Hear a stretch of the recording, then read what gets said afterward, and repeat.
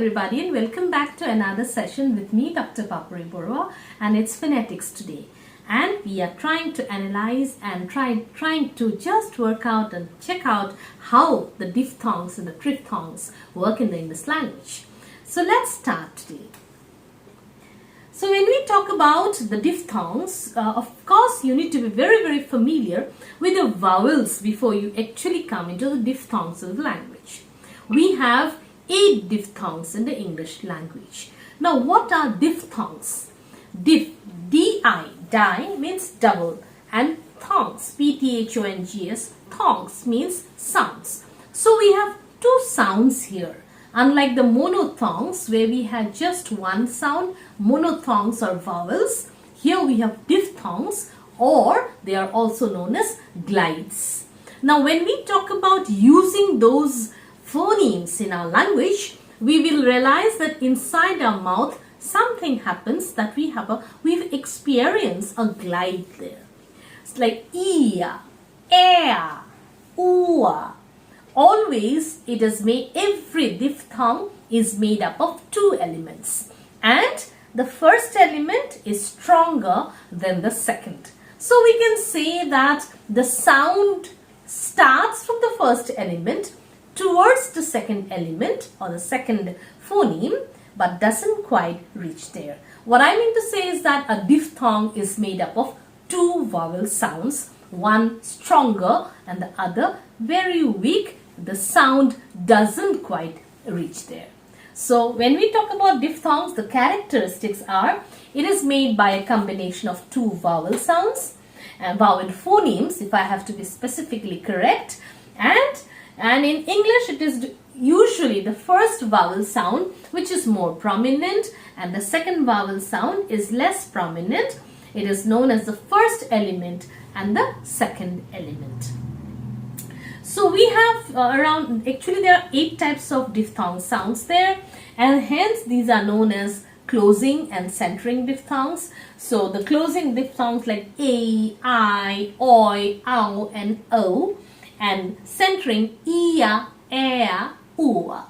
Now let us deal in detail about all these diphthongs in the language and make it very easy for you. Okay, so here I have shown you a diagram where I am showing you, I am trying to point it out that these are the closing diphthongs. Now these terms might appear very difficult for you, so I will explain to you in detail what they are. But just to give you a feel of what the diphthongs are, say this word ia. So ia vowel, H-E-R-E, here, C-L-E-A-R, clear, ear, F-E-A-R, fear. Ea vowel, ea diphthong, like in share, care, lea, and ua diphthong in sure, pure, and cure. Now, I am just showing you these. The last others are centering diphthongs. We'll go in detail. I'll show you how they're pronounced. But say for instance, a, it is pay, say, lay, I,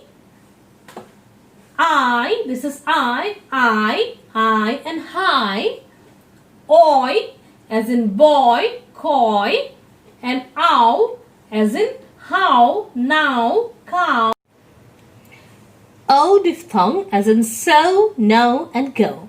Now let me show you how we actually go about and place the diphthongs in the vowel diagram.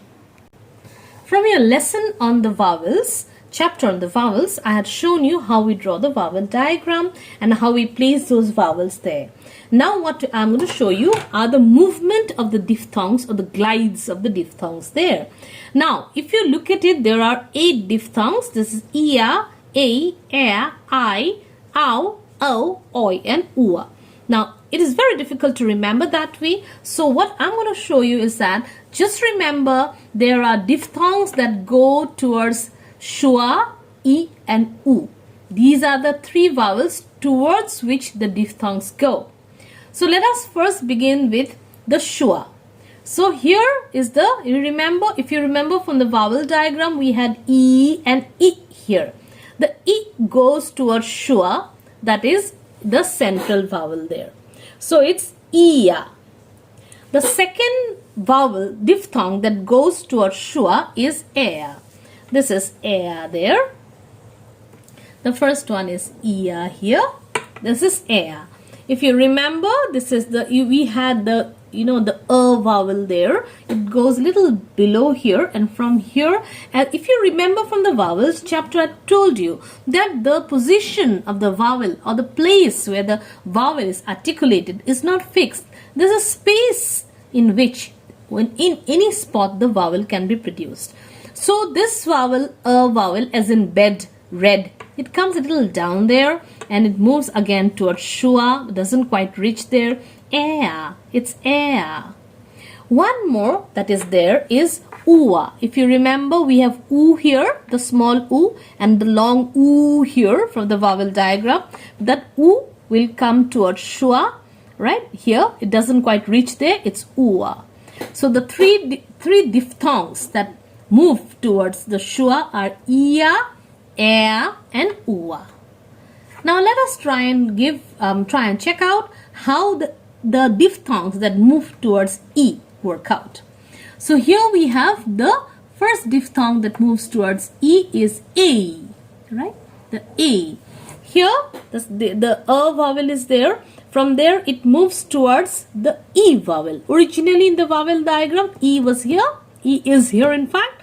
The first, it moves, it doesn't quite reach there. It's a, as in say. Okay, the next one, here we have a, if you remember, it's a little here in the original vowel diagram. Now it shifts till here, and towards e again it tries to move, as in I, as in high. So I, it starts from here, doesn't quite reach the e vowel there.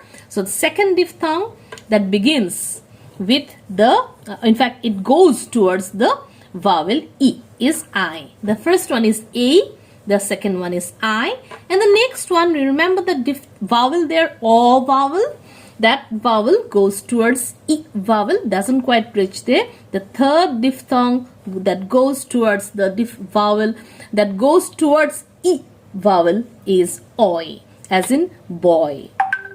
The last diphthongs, they go towards u. So what are they? This is o, this is the o, and this is this is o, and this is ow. If you remember the a vowel that is here, it goes towards u. Again, this also, schwa, goes towards u. So what we need to remember is that there are diphthongs that go towards the schwa, that go towards the e, and that go towards the u. So if I talk about the schwa, let me repeat it for you. Ia, as in here. Then we have another one which is ea, as in share. One more here, ua, as in poor. Then we have diphthongs going towards the e vowel. What are they? A, as in say. I, as in high. Oi, as in boy. And there are some which go towards u. What are they? Here we have o, as in so, no, and go. Ow, as in how, now. So diphthongs are produced this way. And now let us go and try and check out on the triphthongs. So after our chapter on vowels, I guess the chapter on diphthongs will be clearer if you are very familiar with the vowels in the language, which are the 12 vowels. The diphthongs are 8 diphthongs. But we have some diphthongs adding with the schwa and forming a triphthong. Let us check out on what they are. So as I said, the triphthongs are formed by adding a schwa to the diphthongs. So what are they? Here, like say for instance the word P-L-A-Y-E-R. So here P-L-A-Y we write A, and then the schwa, because it's an ER ending word, it will be ending in a schwa. So it has a triphthong formed. The use of the diphthong, along with that at the ending we have a schwa, which is also a vowel. So 3 vowels coming together will form a triphthong. Try. 3 thongs, 3 sounds together.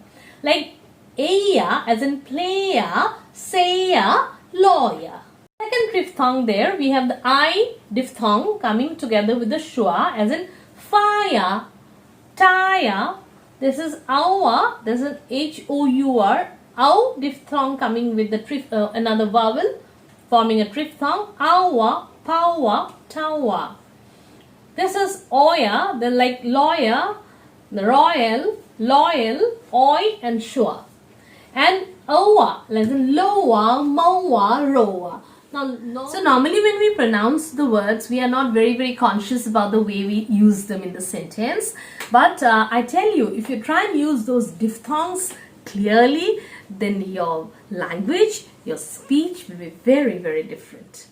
I hope you had an interesting session and the diphthongs and the triphthongs are clearer for you now. You need a lot of practice. You need a lot of drills. You can always look up any book in phonetics where they'll give you a lot of drills on how you actually use that particular, the diphthongs in the language, and wherever they are, use them. They will really refine your speech.